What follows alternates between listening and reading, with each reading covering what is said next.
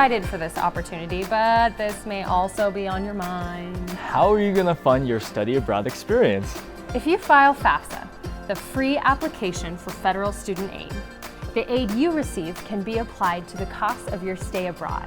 Did you know the University of Wyoming has the largest study abroad scholarship endowment of any public land-grant university in the country? Hathaway, trustees, presidential, and other UW scholarships can be used to offset the cost of studying abroad.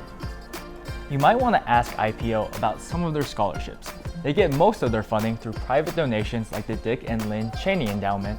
Most of the colleges on campus have some scholarships available to you. Don't forget to look for other opportunities too. But keep in mind, most of them require a 3.0 GPA or better.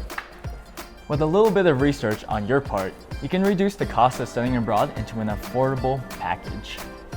Meet with financial aid and check the Academic Works page located on the UW Financial Aid website to see what options are available to you. You can find the link in the description below.